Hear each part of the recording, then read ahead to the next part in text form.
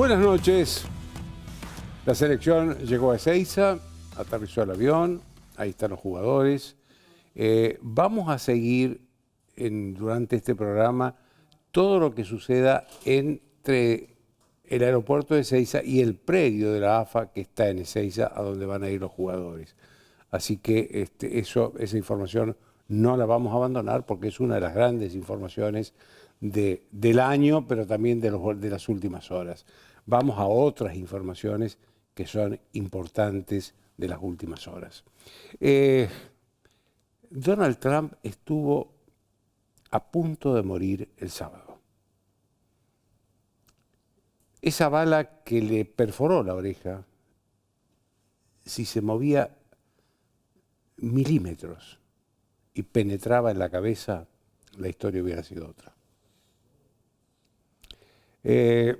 Todo atentado merece el mayor de los repudios. No importa si la persona, la víctima, nos gusta o no nos gusta. El día que solo repudiemos a las personas que simpatizamos o que nos gustan, habremos dejado de ser seres humanos y habremos perdido la sensibilidad moral. Pero creo que sobre esto hay que indagar en dos aspectos. Uno de ellos es el arma que estuvo a punto de matar a Trump, que la usó un chico de 20 años, afiliado del Partido Republicano, el partido de Trump, para peor. Uno ve la foto de esa arma y es una ametralladora de guerra. Bueno, esa arma es de venta libre en Estados Unidos. Cualquiera puede comprar esa arma. Entonces reaparece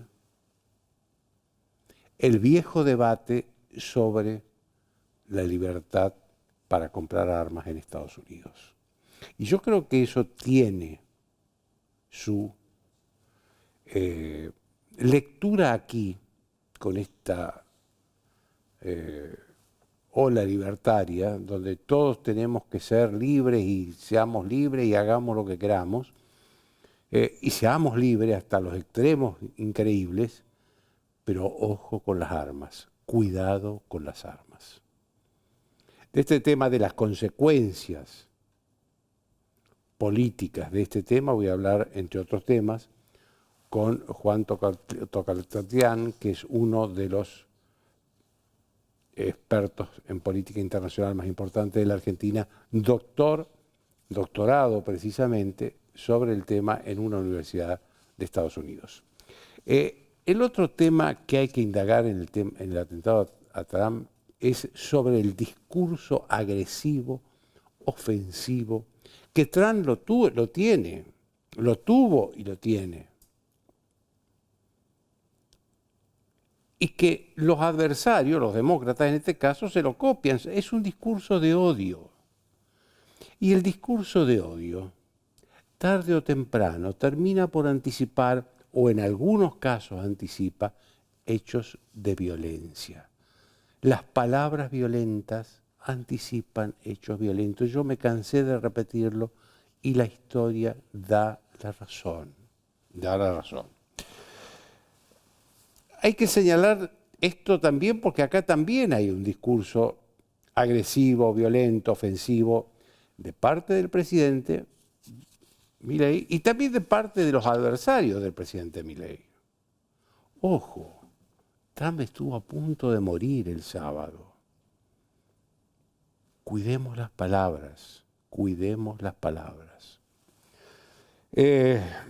Antes, fíjense ustedes, Cristina Kirchner también tenía un discurso cuando era, por supuesto, una dirigente expectante, que cada vez que hablaba era una noticia y cadena nacional y todo lo demás.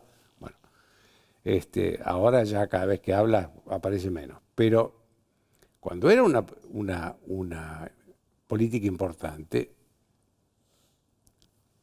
tenía un discurso de odio, tenía un discurso de agresión, tenía un discurso ofensivo a veces.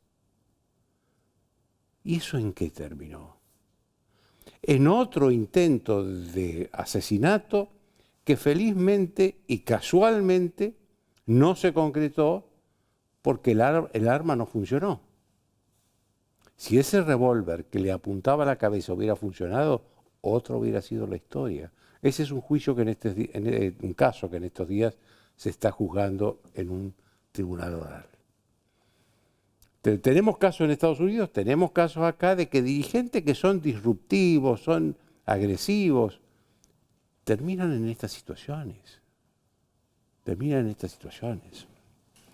Los argentinos que vivimos los años 70 y los que no vivimos y los que no vivieron los años 70 deberían leer sobre los años 70, porque en esa época el discurso y la literatura de violencia y de odio terminaron en una orgía de sangre en la que no se respetaba ni la vida ni la muerte de nadie. Primero a los guerrilleros, después la represión indiscriminada. Las palabras violentas, vuelvo a repetir, preceden a los hechos violentos. El atentado contra Donald Trump es abominable, se lo mire por donde se lo mire.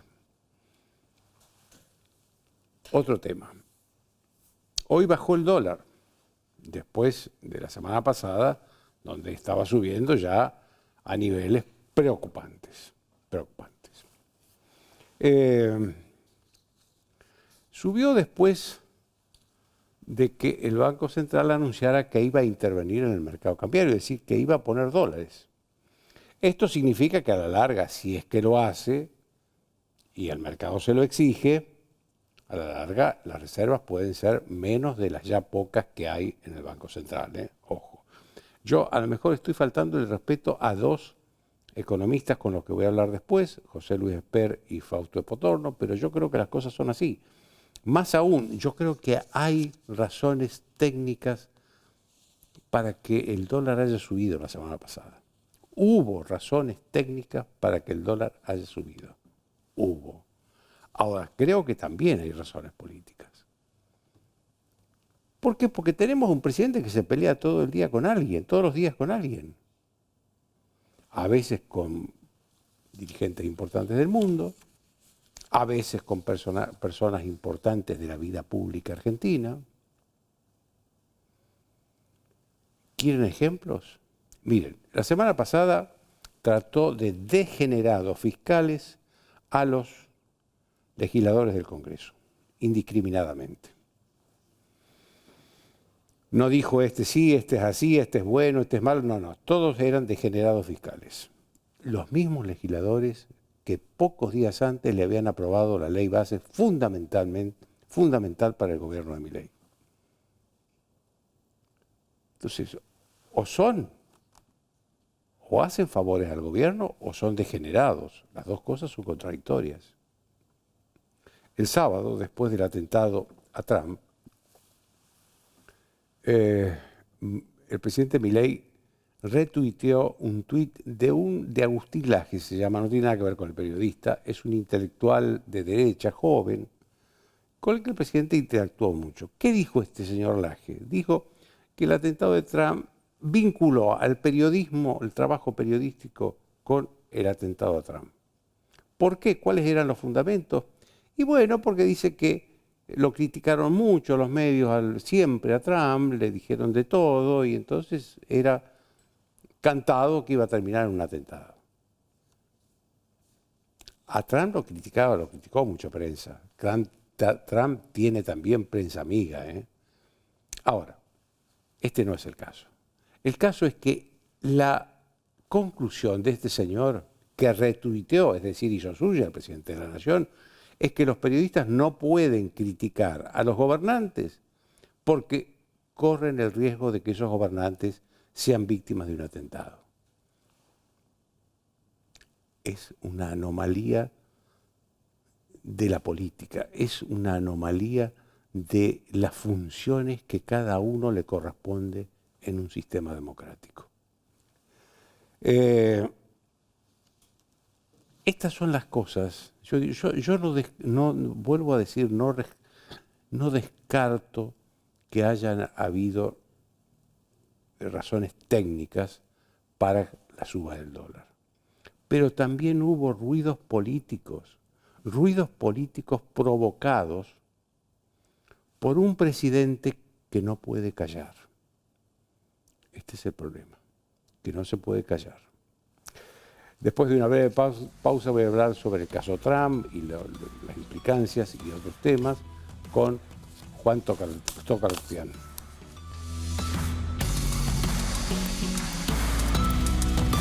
Auspician desde el llano.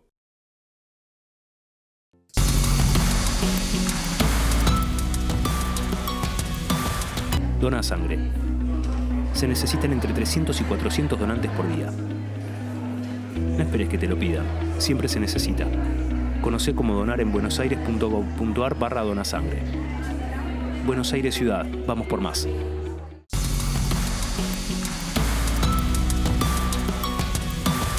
Capacitate de forma fácil y gratuita. Accede al Instituto Legislativo de Capacitación Permanente en legislatura.gov.ar. Legislatura porteña. Nos une la ciudad.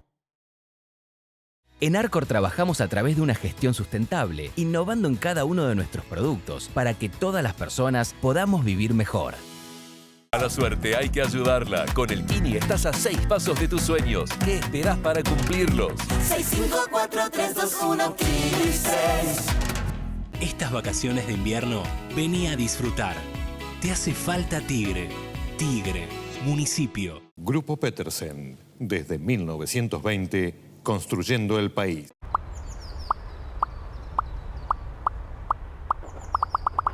Quiero que la respuesta a ese mensaje sea que sí. Quiero que sepas que te estamos cuidando y que Vicente López es tu lugar seguro.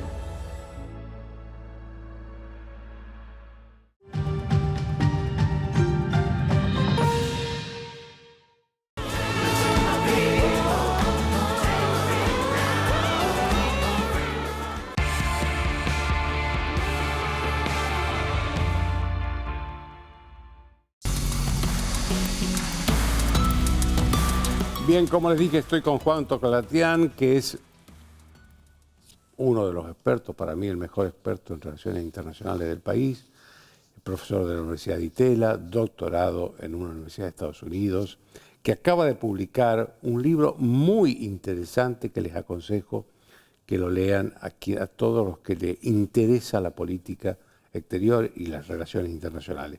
Se llama el libro Consejos no solicitados sobre política internacional, de Juan Tocartian. Cómprenlo, léanlo y no se van a decepcionar.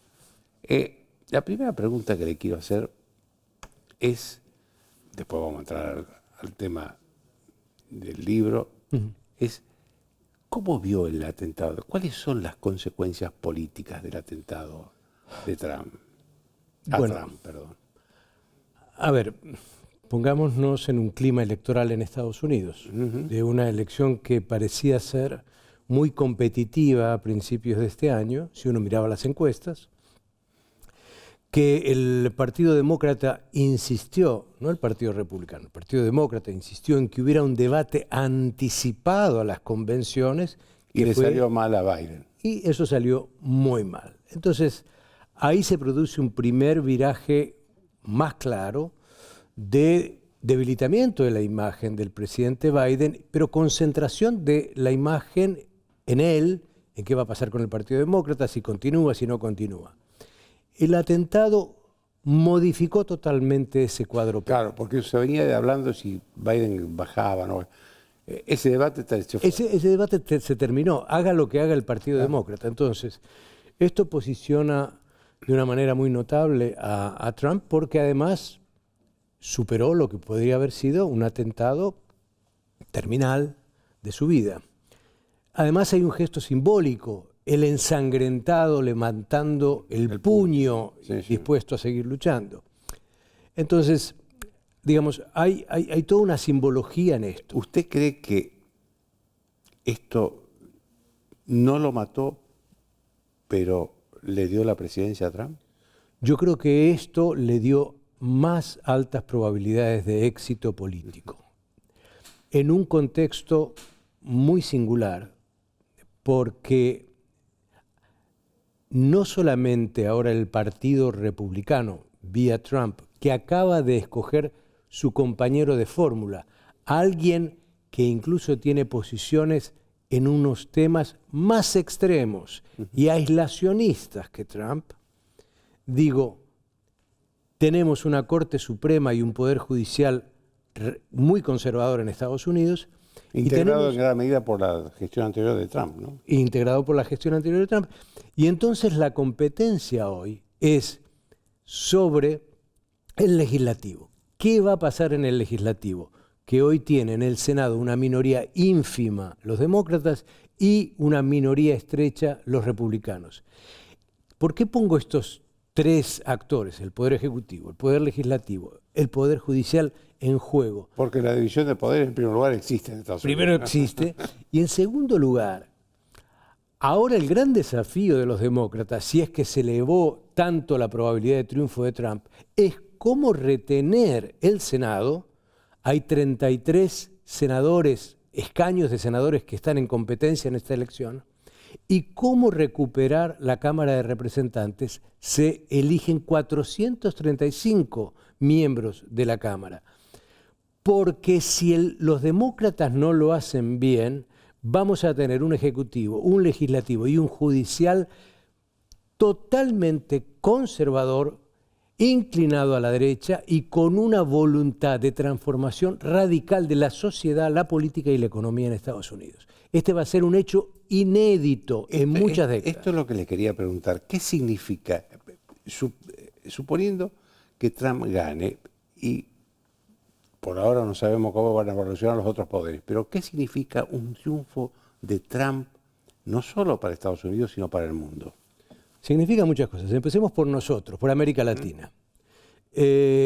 Trump, en su primer presidencia, en la que le conocemos, dijo: la doctrina Monroe es la doctrina de los Estados Unidos. Aquella vieja doctrina de 1823, mediante la cual para Estados Unidos América Latina era de Estados Unidos, él no solamente la reivindicó, sino que en la campaña el año pasado, 2023, volvió a invocar el hecho de que él piensa que América Latina es su patio trasero. En ese patio trasero hay problemas notables en los cuales él se ha pronunciado. Ejemplo, migración, ser más duro con la migración.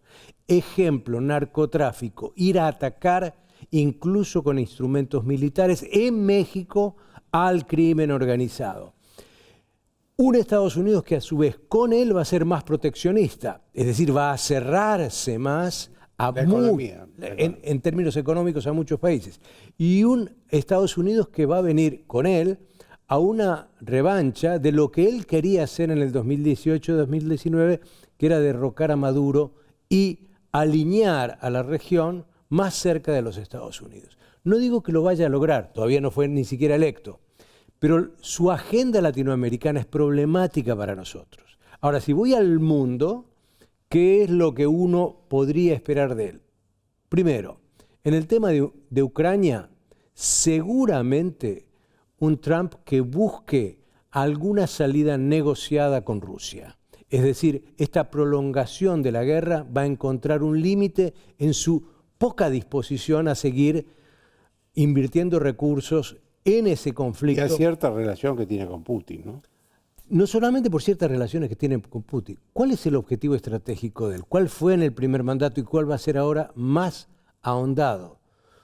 Para él, el problema de los Estados Unidos es la disputa estratégica con China. Y aquí lo que él va a querer lograr es que Rusia y China se empiecen a separar nuevamente.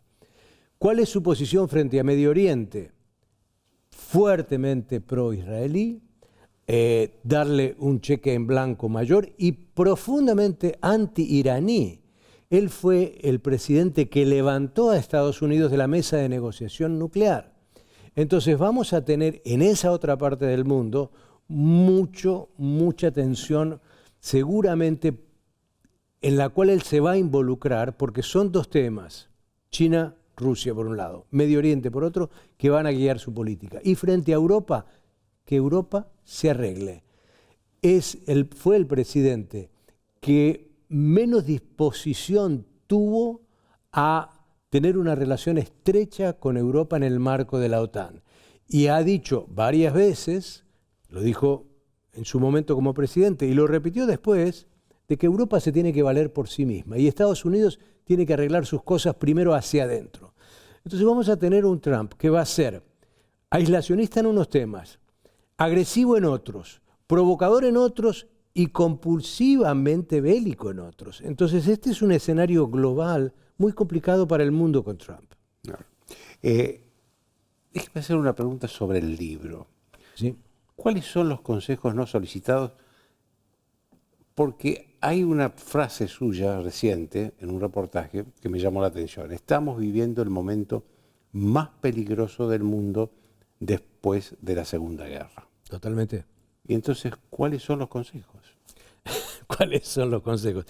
A ver, la idea del libro primero y principal, y gracias por mencionarlo, yo hace 42 años que soy docente, profesor universitario, lo fui en Colombia, lo soy en Argentina, y lo que trato de hacer con este texto es tener una redacción amable para un público, tanto especializado como no informado sobre los temas internacionales. Entonces me pareció que lo más atinente era buscar un lenguaje y una forma de aproximarme que fuera lo más claro posible, lo más transparente posible, que no fuera complicado, que no usara esos términos eruditos, sino más bien decir cuáles son los problemas que tenemos. Y los problemas que tenemos es que tenemos un escenario internacional donde hay una fenomenal redistribución de poder de Occidente a Oriente, no solamente China, de Occidente a Oriente. Tenemos un grado de militarismo en el mundo que ha superado todo lo que teníamos en gastos de defensa en los países de los últimos 15 años. En estos últimos 3 años, año tras año, los presupuestos de defensa de todos los países crecen. Tenemos sociedades agrietadas, polarizadas, con malestar social. Tenemos unas economías estancadas, aún en el corazón de Occidente. Y tenemos concomitantemente mecanismos multilaterales que están debilitados, erosionados, incapaces de resolver casi nada. Tomemos Ucrania, tomemos Gaza como ejemplo. Entonces, este conjunto de factores institucionales, políticos, económicos, militares, sociales, nos están llevando a una situación muy explosiva. Hay un elemento simbólico que yo siempre les comento a los estudiantes cuando hablamos de estas cosas.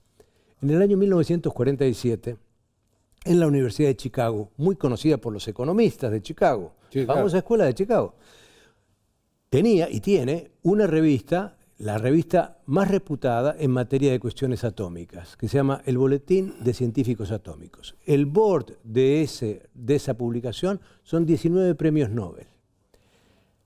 Y ellos crearon en el 47 un reloj, el reloj apocalíptico. Pusieron a las 12 y una manecilla a 7 minutos. ¿Para qué? Para indicar el problema, el temor, la probabilidad de una catástrofe mayor después de la Segunda Guerra Mundial, al calor de lo que era en ese momento la Guerra Fría.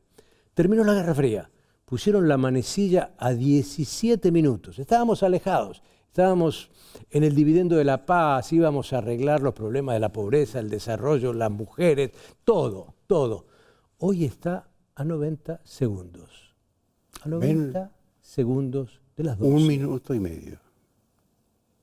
Y eso se debe a que esta sobrecarga de tensiones no está siendo resuelta en medio de una gran redistribución de poder, de una alta conflictividad y, entre otras, la ausencia de líderes con capacidad de sentarse a negociar. Le agradezco mucho, Juan. Gracias a usted. Una breve pausa y estaremos con José Luis Espelli.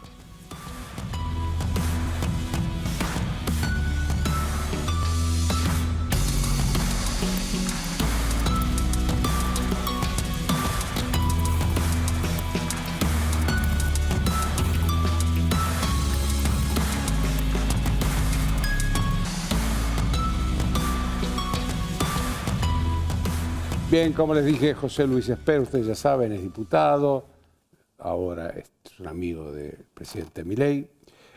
Lo que te quería preguntar es una pregunta al economista. Esta baja del dólar que el presidente logró mediante las decisiones que se tomaron que se anunciaron el fin de semana, ¿es definitiva o vos la ves que puede tener otros vaivenes el dólar, digamos? A ver, antes de responderte, un gran saludo a la selección argentina que nos ha dado una alegría, una alegría a todos los argentinos. Y estamos siguiendo el tema, así que... Bienvenido a todos los muchachos, la verdad es una felicidad, uno como amante del fútbol y de Argentina, una gran alegría, un excelente grupo además. Bueno, sobre tu pregunta, yo te diría... Yo no tengo duda que Argentina ha tomado un camino conceptualmente y estratégico que es correcto, de ir a la normalidad, ir a donde los países, donde la gente vive bien, hay cosas que no se discuten, el equilibrio fiscal, un banco central independiente y autónomo, el respeto a la propiedad privada.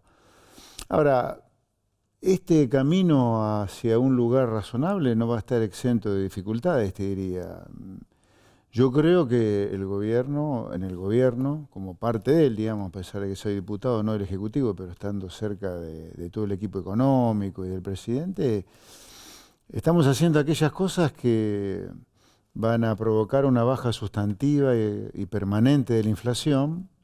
Y con el dólar tendremos vaivenes, pero que la gente no tenga miedo que acá no estamos a la vera de ningún descontrol, porque las cuestiones fundamentales de la economía, de la macro, están en orden, que son básicamente las cuentas fiscales y un banco central con una hoja de balance limpio. Así que yo no descartaría que podamos tener alguna tensión más, pero no es una tensión que no va a parar de escalar. Esa es la tranquilidad que le quisiera llevar objetivamente a la gente, ¿no? En esto que vos le llamás tensión del dólar, sí. ¿Hay solamente razones técnicas o hay también razones políticas?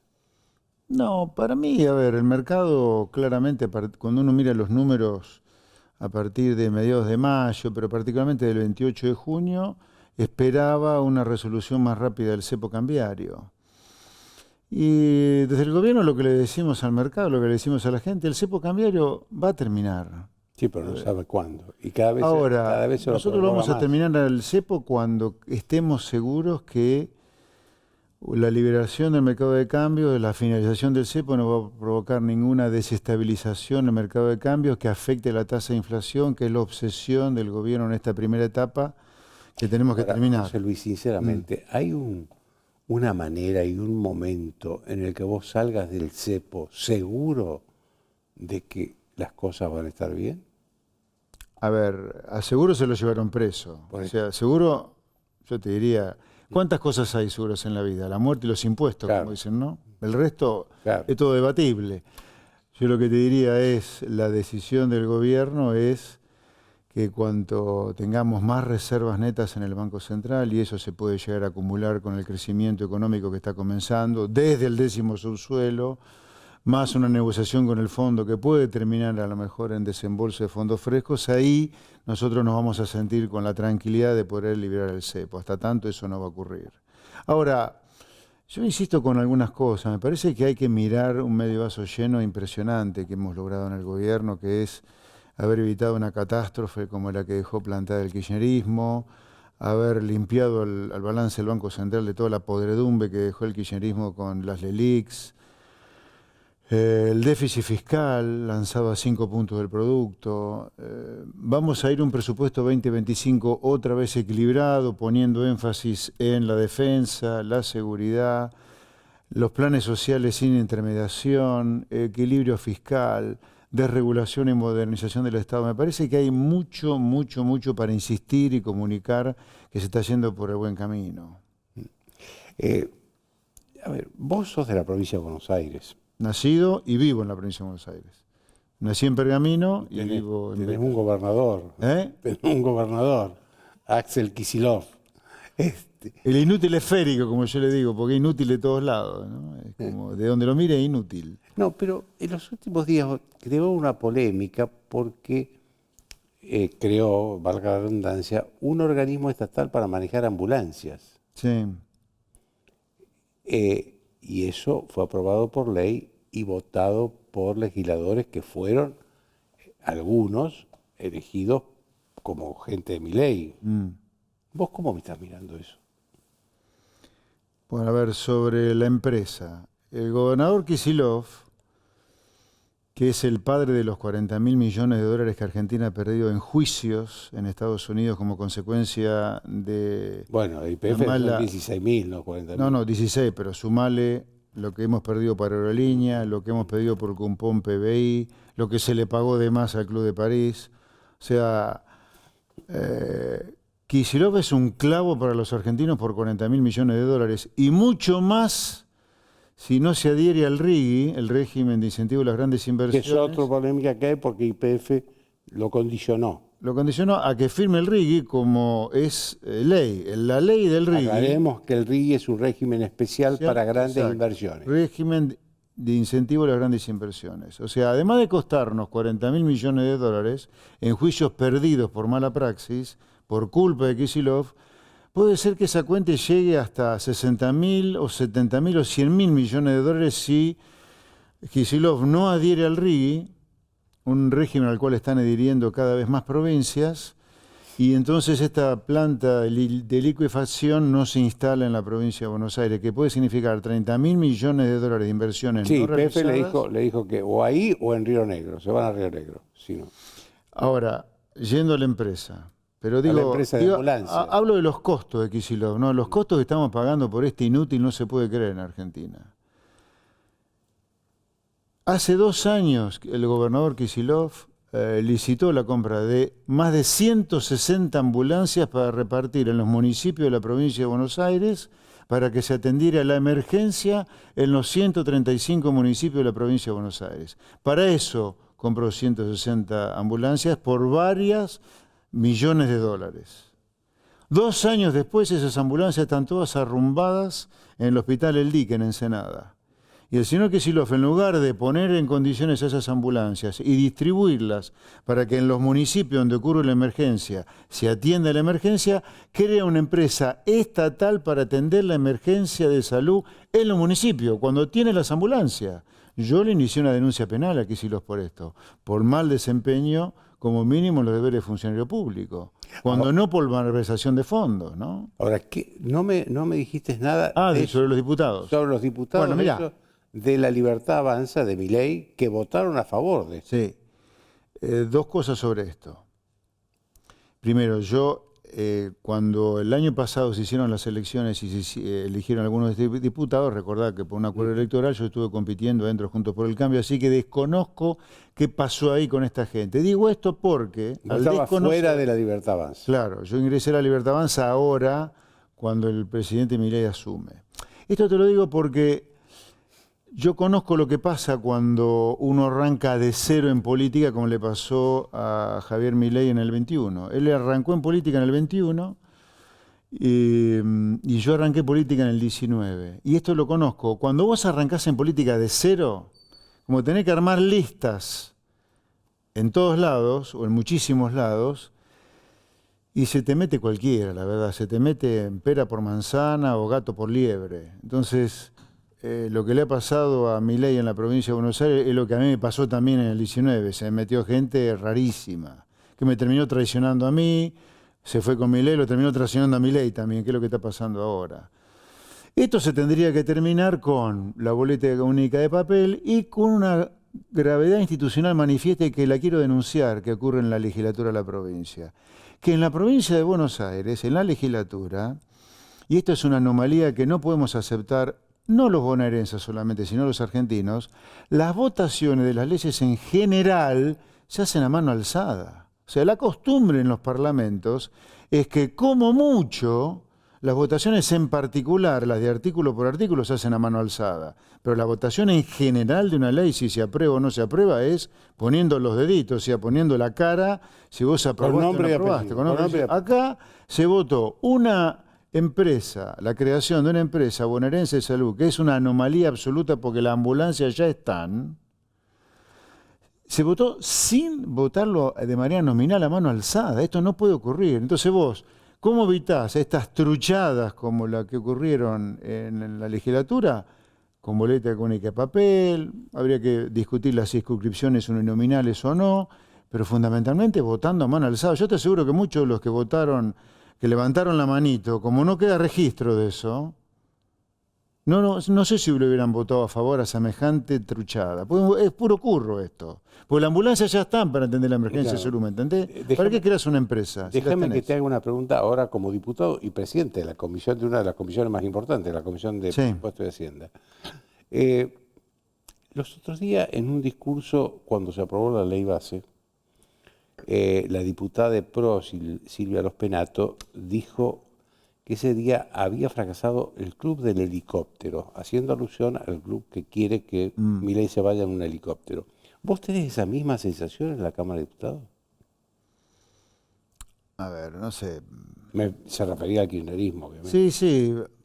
A ver, que el kirchnerismo está esperando cualquier oportunidad para seguir con su proyecto de transformar a la Argentina en una villa miseria, no tengo la menor duda, porque el proyecto del kirchnerismo es que Argentina sea Cuba, Venezuela, Nicaragua, que terminemos tan miserables que terminemos comiendo todo rebanada de viento. Entonces, parte del juego de la política es que te estén esperando siempre con cuchillo y tenedor. Yo te diría, ese es el juego. El juego es ese. A ver, la política en Argentina tiene algunas reglas que es imposible escapar. Una es la traición. La traición es básicamente la regla en política. En Argentina, por lo menos, que es la que yo conozco bien.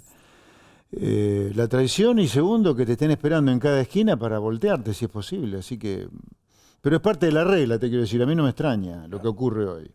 Te quiero hacer una pregunta, pero también tenemos que aclarar que la selección ya salió del aeropuerto de Ezeiza y estamos viendo al colectivo que lo lleva trasladarse hasta el predio de la AFA, que queda ahí nomás muy cerca. Qué lindo. La verdad que me alegro mucho. Una última pregunta. Kicillof está cumpliendo su último mandato, no puede ser reelegido. ¿Quién, perdón? Kicillof. Sí. ¿Vos aspirás a ser candidato a gobernador para la provincia de Buenos Aires? Si el presidente me lo pidiera, sí, sería candidato. Sería por La Libertad Avanza. Sí, claro. Sí, y lo que yo quisiera, y el presidente también quiere, y el PRO también quiere, es que confluyamos por lo menos en un acuerdo electoral para ganar el año que viene la elección legislativa. Es importante recordar que el año que viene tenemos elecciones... Claro. En realidad tenemos 24 elecciones completamente diferentes. Hay 24 elecciones, una por cada uno de los distritos electorales de la Argentina.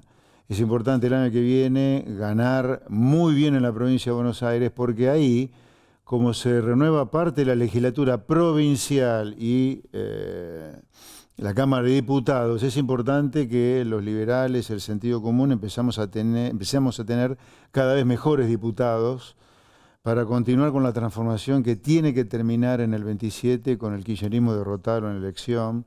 Porque, repito, el último lugar grande que le queda al kirchnerismo para seguir con su proyecto de miseria es la provincia de Buenos Aires. Y esto hay que evitarlo por todos los medios. ¿Por qué? Porque la Argentina no se puede permitir, por historia, que haya un espacio político cuyo objetivo sea la miseria, cuando este país fue de los más ricos del mundo en su momento. Y desde el gobierno nacional que preside Javier Milei se está intentando que Argentina les sirva a los argentinos para que los argentinos vivan cada vez mejor, porque lo que queremos es, desde el gobierno del presidente Milei, es que acá se hagan las cosas que se hacen en los países donde la gente vive bien. ¿Qué se hacen en esos países? El fisco no tiene déficit, el Banco Central no emite dinero, se compite con el mundo, los sindicatos no son sindigarcas, sino que defienden a los trabajadores, los sindicalistas en la educación defienden a los chicos para que vayan al colegio. O sea, eso es la Argentina que nosotros queremos. El kirchnerismo quiere Nicaragua, Venezuela o Cuba. Eso no puede ocurrir en Argentina y menos en la provincia de Buenos Aires. Gracias, José Luis. Vamos a ver ahora al colectivo que ahí estamos viendo, al colectivo que traslada a los jugadores al predio de Ezeiza. Después vamos a estar con Fausto Espotorno, después de ver unos minutos. Quedó la...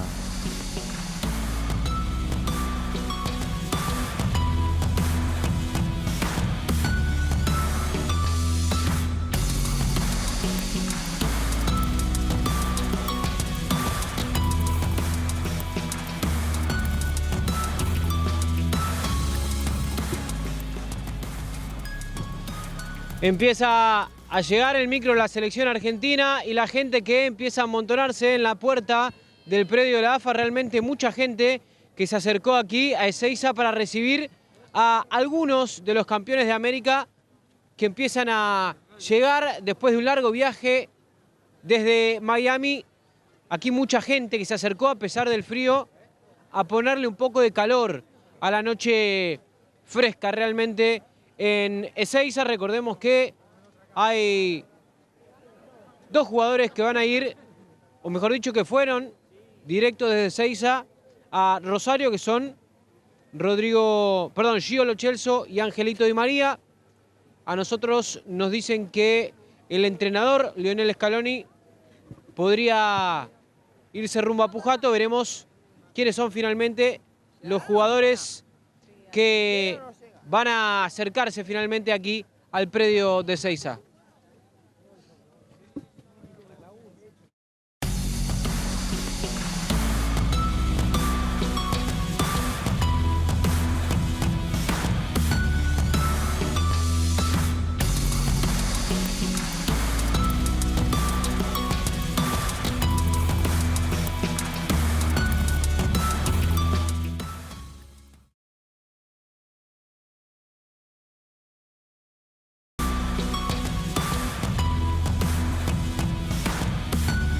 Bien, como les dije, estoy con Fausto Espotorno, que Fausto Espotorno era hasta hace poco asesor, formaba parte de un consejo asesor del gobierno, pero renunció. Sí, a ver... ¿Por qué renunciaste? No, lo que pasa es que el consejo asesor del presidente tiene una función para mí que primero no está desarrollado todavía, recién están haciendo el consejo, así que tiene que evolucionar, ¿no? Pero la función es justamente tener un set de asesores externos del gobierno, o sea, no son parte del gobierno, no son funcionarios públicos, son gente que trabaja en el sector privado, que lleve al gobierno un set de oportunidades o riesgos que vean en la economía para que el gobierno actúe o no, o lo mire. En principio tampoco es hablar de la política económica de corto plazo, no es esa la idea, no es estar midiendo lo que hace cada ministro, sino decir, miren, el caso más claro fue el de la inteligencia artificial. Ahí, sobre todo Reider fue el que dijo, mira, acá hay una oportunidad para Argentina, creemos que hay una oportunidad, no sé qué tan grande será, pero es posible, lo analizamos en el Consejo, nos pareció que es cierto, que hay una oportunidad ahí, chiquita, es una puertita, pero se puede usar, y bueno, y a ver si el gobierno logra apostar un poquito a eso. Eso es lo ¿Pero que hubo alguna discrepancia? No. Lo que pasa es que, por otra parte, yo soy economista, analista económico, trabajo en una consultora, hago análisis económico. Con Orlando Ferreres. Con Orlando Ferreres.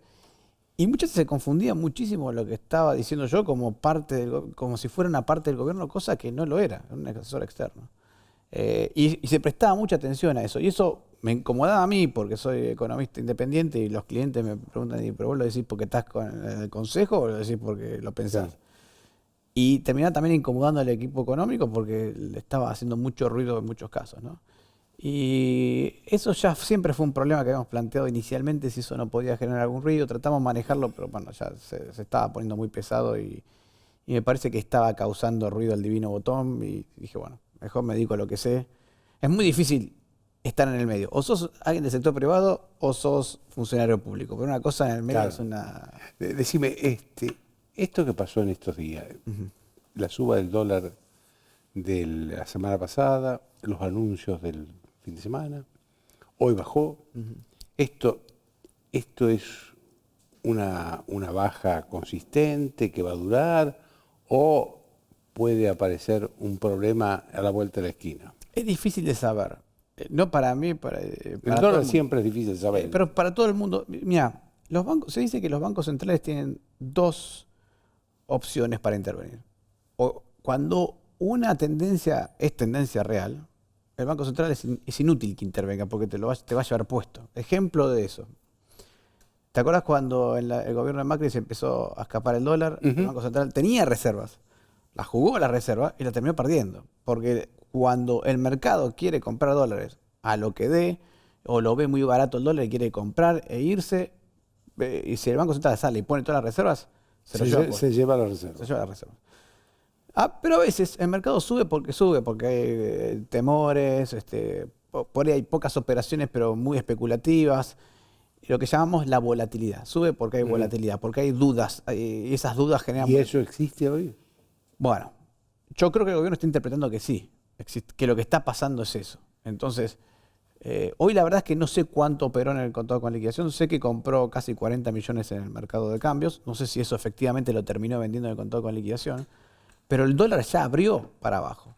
Eso es una buena señal para el gobierno, porque significa que con solo la amenaza de que voy a intervenir en el mercado de cambios libre, ya el dólar bajó. Entonces, fíjate que es una situación muy diferente al ejemplo que hemos puesto de la época Sturzenegger. En ese momento el gobierno puso las reservas y el mercado te llevó puesto. En este momento ni pusiste un dólar, ya amenazando, el mercado baja. Eso puede ser una señal, puede ser, de que tenés mucha volatilidad en el mercado. Que no es tanto un miedo del mercado, sino volatilidad, dudas. No estás aclarando bien las cosas, no le queda bien claro al mercado hacia dónde querés ir. Pero en el fondo el mercado cree que estás bien encaminado. Para mí eso es lo que está pasando hoy.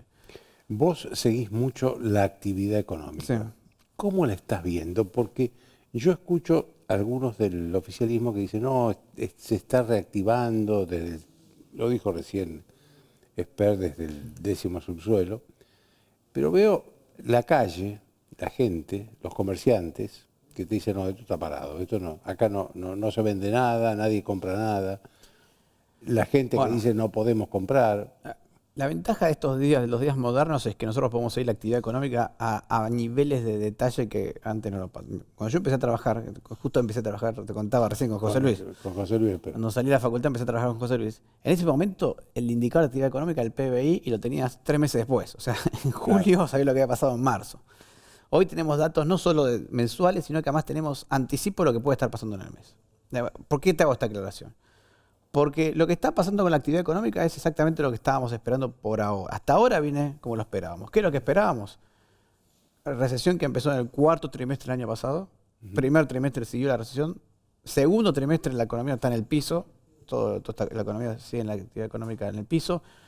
Que es donde estamos ahora. No se está recuperando, pero tampoco está cayendo. Por lo menos no siguió la caída. Es decir, la caída encontró un piso. Encontró un piso y ya lleva 3 meses en ese piso.